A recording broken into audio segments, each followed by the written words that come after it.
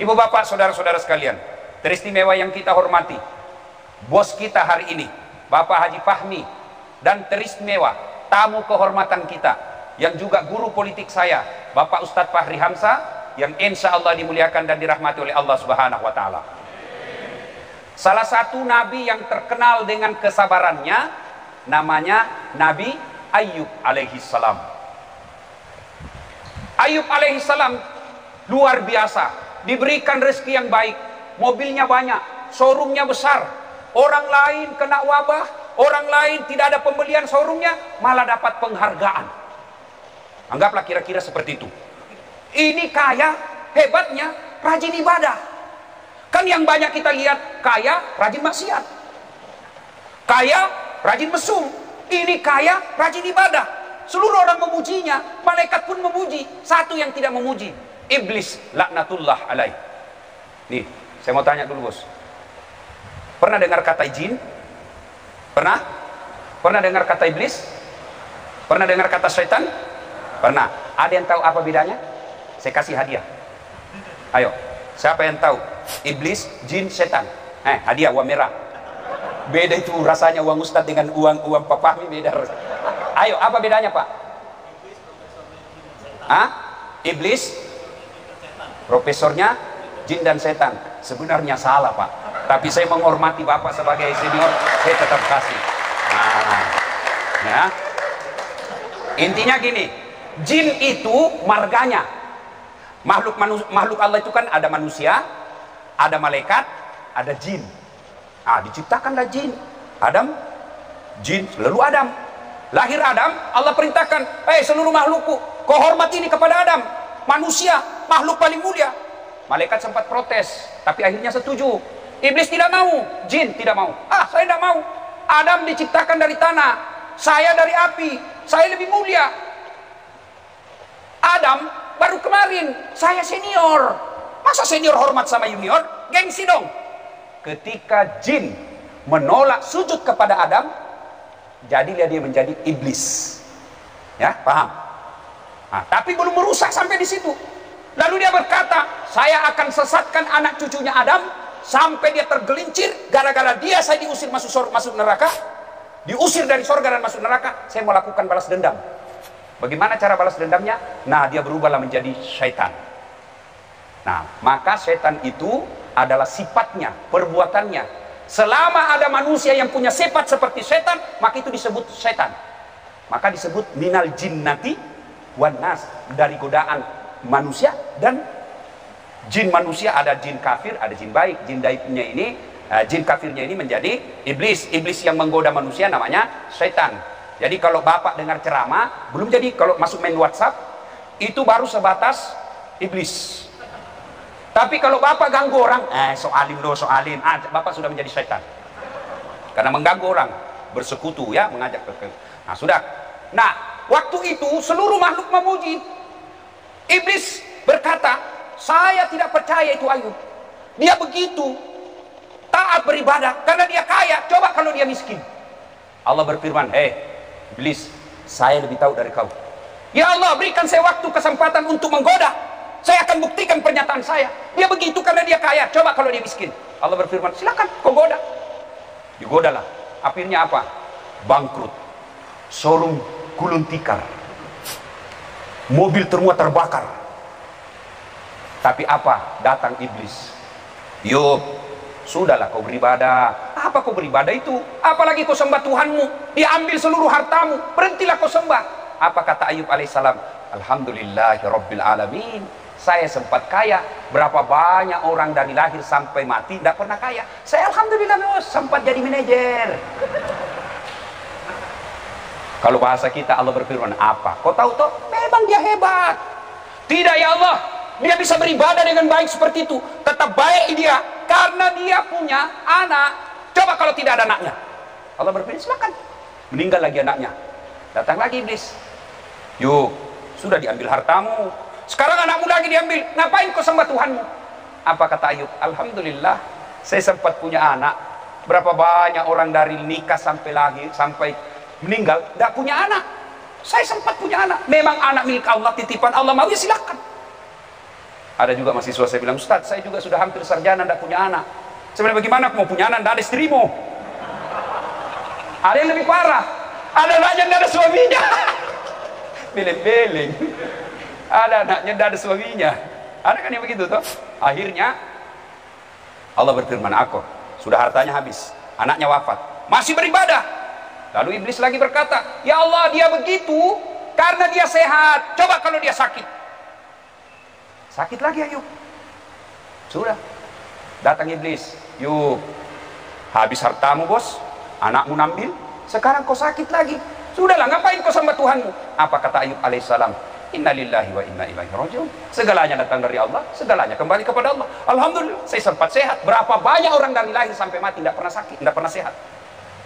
Ayub alaihissalam berapa tahun sakit bos? 1 tahun? Tidak. 10 tahun? Tidak. 16 tahun. Anda baru 6 bulan pakai masker. Kemen lu men. Ayub 16 tahun. Datang istrinya berkata, bang, kau berdoalah kepada Nabi, kepada Allah. Engkau kan Nabi, pasti Allah dengarkan doamu. Apa kata Ayub alaihissalam? Saya malu minta 16 tahun saya sakit. Lebih lama saya sehat daripada sakitku. Saya malu minta kepada Allah. Coba bayangkan Pak. Bapak baru influenza. Anda bisa kerja Pak. Saya lagi influenza Pak. Aduh. Coba.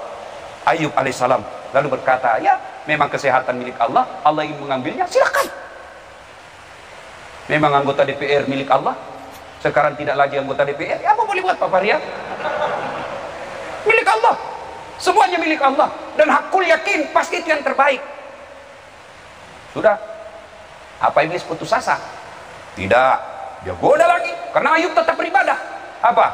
Digodanya lagi satu kampungnya. Wih, usir kau itu Ayub. Kalau kau ada di tengah-tengahnya, kau akan ketularan, kena kau penyakitnya, usir. Datang lagi nih kepala desanya. Yuk, tolong kau tinggalkan kampung ini. Kami takut wabah, kami takut ketularan. Kata Ayub alaihissalam, bos, kalau bahasa kita, tolong tunjuk kau di sini siapa yang tidak pernah saya bantu. Anggaplah Haji Fahmi. Tolong, siapa yang tidak pernah saya bantu di sini? Tolong tunjuk. Semua diam. Lalu ketika saya sakit seperti ini, kau usir saya. Sahabat apa kau? Sahabat macam apa kau? Ketika saya hebat, survive, kau senang sama saya. Begitu saya bangkrut, kau tinggalkan dan kau usir saya. Apa kata kepala desanya? Betul Ayub, kami semua pernah kau bantu, tapi kami takut ketularan penyakit. Akhirnya apa? Ayub alaihissalam diusir. Begitu diusir, datang lagi iblis. Hartamu sudah habis, anakmu sudah wafat, kau sudah sakit. Sekarang kau ditinggal para sahabatmu. Ngapain kau sembah Allah? Apa kata Ayub alaihissalam? Alhamdulillah, saya sempat punya teman. Berapa banyak orang dari lahir sampai meninggal tidak punya teman. Masya Allah. Apa iblis putus asa? Tidak, digodanya lagi. Yuk, sudahlah. Apa godaannya? Istri masuk. Datang istrinya. Bang, saya sudah bilang kau berdoa, kau tidak mau. Capek sudah saya urus kau bang. Jadi kenapa dek? Mohon maaf bang, terpaksa aku tinggalkan kau. Lemuk na tu nyawamu, kalau bahasa Bugis. Teganian kau. Sehat saya, kau baik-baik sama saya. Giliran saya sakit begini, kau tinggalkan saya. Ada kan perempuan seperti itu? Ada uang abang disayang, nggak ada uang, celakalah kau. Makanya jangan kau cari perempuan yang matre. Ya, akhirnya istrinya tinggal. Kata Ayub, boleh kau tinggalkan saya, tapi ingat, ketika saya sembuh, saya akan cambuk kau 100 kali. Pergi istrinya. Ayub alaihissalam di tengah padang pasir sendiri, sakit, tidak ada teman, tidak ada bantuan. Tapi apakah Ayub putus asa? Ayub tetap berzikir mengingat kebesaran Allah. Ayub tidak minta pertolongan Allah. Ayub hanya menendang, memuji-muji kebesaran Allah. Lalu turun perintah Allah melalui Jibril. Jibril, kau turun perintahkan Ayub, hentakkan kakinya di pasir. Seperti kejadiannya Ismail. Hentakkan kakinya di pasir. Dengan izin Allah, pasir yang dihentakkan keluar air. Lalu Jibril perintahkan Ayub, buka bajumu, kau sumbat air itu, lalu baju yang basah itu kau usapkan ke seluruh tubuhmu. Alhamdulillah, dia usapkan, dengan izin Allah sembuh. Pada saat sembuh mulai berbisnis, mulai berniaga, sukses lagi, jaya lagi. Ketika jaya datang istrinya, bang maafkan saya bang, saya hilap. Kalau saya kemudian sudah mengikuti sudah, saya sudah ada ganti mompat. Tuh. Tapi apa kata Ayub? Ya, saya maafkan kau. Tapi ada dulu saya kasih tahu kau toh. Kalau kau kembali, saya cambuk kau 100 kali. Ya, saya harus laksanakan nasar itu. Akhirnya Ayub alaihissalam mencambuk istrinya 100 kali. Beliau ambil lidi, tahu lidi? Lalu dia kumpul menjadi 100 batang, diikat satu batang, dia pukul istrinya. Kemana pukulnya? Mukanya? Tidak. Ke lehernya? Tidak. Ke perutnya? Tidak. Ayub alaihissalam berkata, adindaku sayang, hukum harus ditegakkan. Angkat telapak kakinya. Dia angkatlah telapak kakinya, lalu dia pukul 1 kali. Saya pukul kamu bukan karena saya marah, tapi saya berikan kau pelajaran bahwa kalau kau salah ada sanksinya, ada hukumannya. Jangan mentang-mentang sudah dengar begini pulang dia pukul istrinya. Ceramahnya Ustaz udah tadi, kalau salah kau dipukul. Wow. Kau pukul mukanya, berurusan kau dengan Polda Metro Jaya. Nah, ibu bapak saudara-saudara sekalian, kumpul kembali, sukses. Apa hikmah dari kisah yang dijelaskan Quran ini? Jadi ini bukan kisah sinetron, ini fakta, ada dalam Quran kejadiannya. Apa hikmahnya? 1, tidak ada manusia yang tidak ada masalahnya. Itu dulu. Pak Fahmi, Bapak pikir tidak ada masalah? Oh, banyak masalahnya Pak. Pikirkan bagaimana Bapak terhindar dari COVID.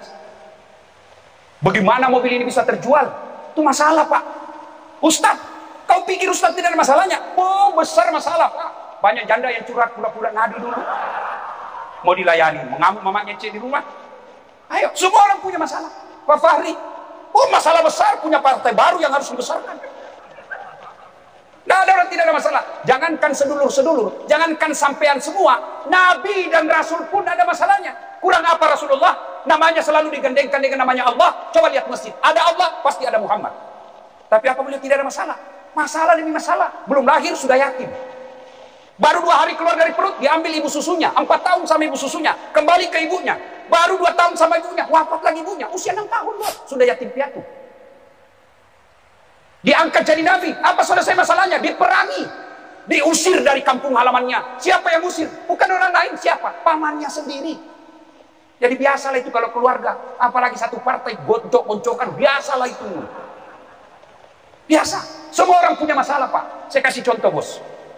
Mahasiswa, apa masalahnya? Mau sarjana. Sudah sarjana selesai masalahnya? Mau jadi PNS, daftar kantor wali kota. Sudah jadi anggota, sudah jadi pegawai, selesai masalahnya, mau jadi kepala bagian.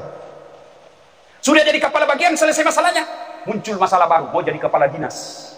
Sudah kepala dinas, selesai masalahnya, mau jadi sekda. Sudah sekda, selesai masalahnya, mau jadi bupati. Sudah jadi bupati, selesai masalahnya, mau 2 periode. Ayo, sudah 2 periode, selesai masalahnya, ditangkap KPK.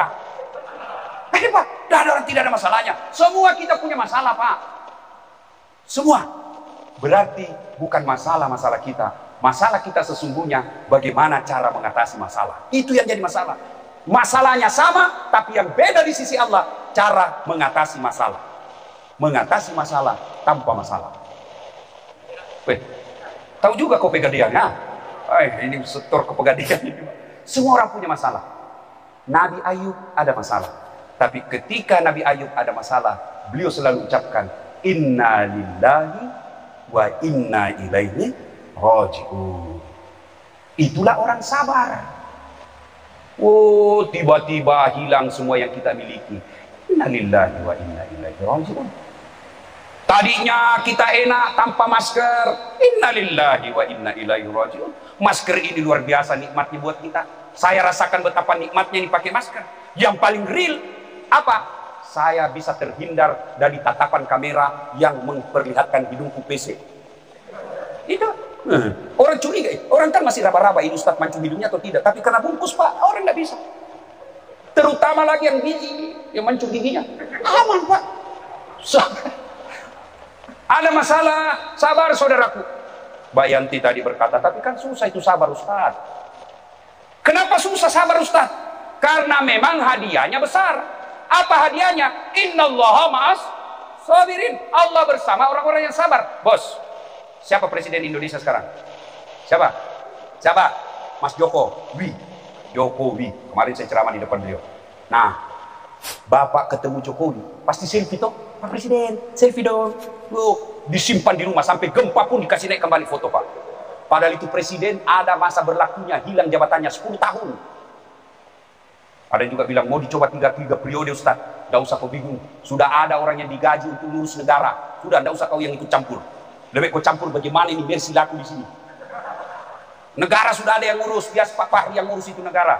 Lebih kau urus bagaimana ini Mercy laku, bagaimana anakmu jadi anak yang soleh dan soleha. Ini bapak-bapak tidak usah ngurusin itu vaksin, ada vaksin, ada apa. Ini negara kita ini saya bingung, ada vaksin minta ada vaksin, begitu ada vaksin ribut lagi palsu apa dan sebagainya, sudah disuntik. Ini saya bingung ini negara kita Pak. Ya sudahlah, tidak usah urus Pak itu, tidak usah bapak, tidak usah urus itu. Lebih bapak urus bagaimana bisa dibawakan cincin itu istri pulang ke rumah.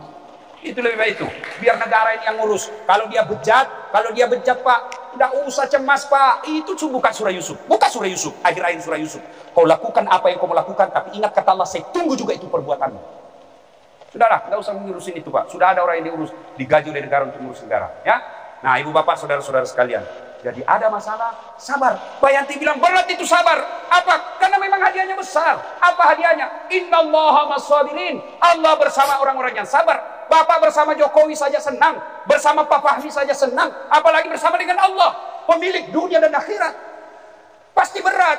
Kalau sabar tidak berat, hadiahnya bukan bersama Allah. Apa hadiahnya? Bersama dasar satu atau kipas angin. Maka Bapak Ibu, rumus hidup ini sabar. Itulah sebabnya, karena beratnya Allah sampaikan kepada Al-Quran, dalam Al-Quran, Fabashir sabirin, gembirakanlah orang-orang yang sabar, gembirakan orang-orang yang sabar. Siapa mereka? Alladzi idza asabatu musibah qalu inna lillahi wa inna ilaihi raji'un. Tapi tidak cukup dengan ujian itu, tidak cukup sampai di situ. Belajar dari kisah tadi, setelah kau sabar, maka cari perbaikan. Ada musibah, lain ayat apa? Sriwijaya belum selesai kita atasi, ngamuk gunung. Gunung masih batu, longsor di Sulawesi Barat. Dan alhamdulillah saya hampir kena itu korban. Andai saja saya datang lebih cepat 20 menit, lebih cepat saya sampai hotel, saya masuk korban. Tapi karena saya singgah membesuk ibu saya di kampung, terlambatlah saya, dan Allah punya rekayasa, sengaja saya terlambat supaya saya terhindar dari bencana. Nah, ibu bapak, saudara-saudara sekalian, ada masalah, rumusnya sabar. Nah, termasuk pelajaran dari Ayub dengan istrinya. Nih bapak-bapak nih, siapa yang punya istri? Siapa yang punya istri? Siapa? Masa papa tidak punya istri? Siapa punya istri? Punya istri 2. Pak, istri mengelola istri itu, kalau bapak pakai rumus sabar, aman. Dia ngomel Ustaz, sabar. Apa faedahnya sabar? Ngomelnya dia jadi amal buat kita. Jadi kalau bapak-bapak tidak bisa memperbanyak amal seperti Pak Fahmi bangun masjid, ya, bangun musola, tidak bisa memperbanyak amal dengan sedekah, perbanyak amal dengan sabar. Di Cibiri kita di kantor Ustaz, saya difitnah Ustaz, sabar, fitnahnya dia memperbanyak amal buat jadi fitnah. Maka hidup ini akan tenang apabila kita memakai rumus sabar. Coba Nabi Ayub tadi, ditinggal istrinya kan sabar. Jadi bapak-bapak juga kalau ditinggal istri, sabar. Ya, sabar itu ada 2. Sabarnya, bagaimana cara sabarnya Ustaz? Yang pertama, sabar bilizan, dengan mengucapkan inna lillahi wa inna ilaihi raji'un. Yang kedua, sabar dalam ketaatan beribadah. Kok hidupku saya ini banyak masalah ya Ustaz? Nah, satu sabar. Yang kedua, evaluasi. Apa evaluasinya? Gimana ketaatan kita kepada Allah? Kok masalah saya tidak pernah lepas-lepas Ustaz?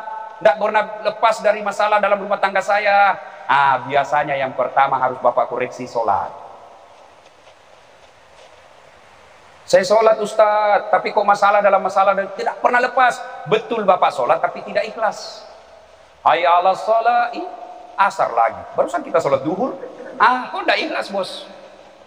Saya sholat Ustaz, betul sholat, tapi tidak seperti apa yang diajarkan Nabi dan ulama. Bapak sholat tapi main-main. Allahu Akbar. Balik yuk. Iya karena ihdinas sirat. Sholat itu sampai Pak. Allahu Akbar. Ada saya di masjid seperti itu. Atau sholat dia baca pengumuman keadaan keuangan Masjid Jamil Ihsan. Oh itu salat itu. Ya wajar 30 tahun kau sholat tidak bisa lepas dari kredit. Ya, maka kalau ada masalah dalam rumah tangga, ayo evaluasi sholat. Evaluasi sholat. Ada masalah dalam pekerjaan, evaluasi sholat. Tidak mungkin Allah sengsarakan orang yang baik sholatnya. Ya, Yang ketiga, ya karena waktu yang terbatas, mau sukses setelah menghadapi hidup ini dengan kesabaran, maka birrul walidain, berbuat baiklah kepada kedua orang tua. Saya heran kadangkala kita cewek lebih sopan sama cowoknya daripada sama bapaknya. Kalau bapaknya nasihati, jangan kau keluar, nah tidak bagus malam-malam gadis keluar. Apa bapak kolot, bapak tahu apa? Siapa yang kasih sekolah kok? Bayangkan, bahkan di dunia keagamaan pun ada begitu. Disekolahkan ke Timur Tengah, pulang dia maki-maki bapaknya, ada pernah beda manhaj. Bapaknya sholat berjamaah, selesai sholat berjamaah dia doa bersama, dia jabat tangan, dia bilang, ini sesat. Bapak dapat dari mana itu ilmu sesat? Saya dari belajar dari mana kau bos? Bapakmu kau bilang sesat, jualkan kau sawah itu pergi sekolah. Nah ada kan yang begitu, nggak menghargai orang tuanya. Sekalinya cowoknya, terserah abang aja deh, kalau abang bilen-bilen. Mau cewek, mau lihat bukti anak durhaka? Mau? Coba kau periksa HP-mu. Siapa foto wallpapermu? Cewek, artis Korea. Dikenal kok. Lee Min Ho. Kan saya dosen di Unhas, ujian kan? Saya bilang adik-adik nggak boleh pegang handphone simpan sudut kanan meja. Saya sambil sejalan, wih, ada handphone wallpapernya cowok cakep putih. Saya bilang hati, nggak serasi benar ini cowoknya cakep betul, ceweknya hancur. Saya bilang dek, cakepnya cewek cowokmu. Dia bilang, bukan cowok itu Ustaz. Oh, siapa ini? Lee Min Ho. Oh, siapa Lee Min Ho? Ustaz enggak gaul. Siapa ini? Artis Korea. Oh, artis. Dia kenal kok ini deh. Pernah kau dikirimi pulsa? Enggak Ustaz. Untuk apa kau pasang di situ? Yang ketawa saya sedu sini. Ini korban ini cewek ini. Ganti tuh. Pasang patahnya bapakmu. Bapakmu yang antar kau pergi kuliah. Bapakmu yang sekolahkan kamu. Ganti. Fotonya bapakmu situ. Aus. Tunggu dulu Ustaz. Dia carikan fotonya bapaknya. Terhapus Ustaz. Kalau begini modelmu hidup, percaya, kau setengah mati kerja, kau tidak akan dapat berkahnya hidup. Duit banyak, tapi kau tidak akan dapat nikmati duitmu. Karena agama mengajarkan ridha Allah fi ridal walidain, suktillah fi suktil walidain. Saya terlalu banyak keajaiban hidup dalam hidup saya karena memuliakan orang tua. Biasanya kita karena terlalu tinggi sekolah, jabatan tinggi, duit banyak, tidak kita ajak ngomong ibu kita ketika mau ambil keputusan. Saya Pak, meskipun saya doktor 2, saya mau ngambil keputusan, saya mau beli, saya tanya ibu saya, usia 84 tahun, tidak ada sekolahnya. Mak, bagaimana menurut ibu? Bahasa Bugis tentunya. Ya, apa kata ibu saya? Apa kau tanya? Saya nak, kau lebih pintar dari saya. Tapi apa yang ada dalam hati mak saya? Oh, dasar. Meskipun dia sudah terkenal, tinggi sekolahnya, tapi ternyata masih membutuhkan saran saya. Dia akan bahagia. Tapi kalau kita beli tanpa ada minta saran, tiba-tiba dia akan merasa, sudah hebat dia, ada sesuatu tidak lagi tanya saya. Kita akan berkata, enggak, niat saya tidak begitu Ustaz. Niat dan cara harus sama-sama baik. Termasuk ketika kalian ini, yang jomblo-jomblo fisabilillah. Ketika kau mau mencari jodoh, tanya ibu bapakmu. Bukan ilmunya yang kita butuhkan. Bukan pengetahuan yang kita harapkan, tapi ridanya. Karena ridanya orang tuamu ada ridanya Allah. Jangan coba-coba kau menikah tanpa ridha orang tuamu. Ketika kau menikah tanpa ridha orang tuamu, maka siap-siaplah kau menderita dalam rumah tanggamu sampai akhirat. Nah, ibu bapak, saudara-saudara sekalian, karena asar sudah masuk, insya Allah lain waktu dan kesempatan kita akan lanjutkan. Terima kasih. Semoga perusahaan ini semakin sukses, terhindar dari segala bahaya, fitnah.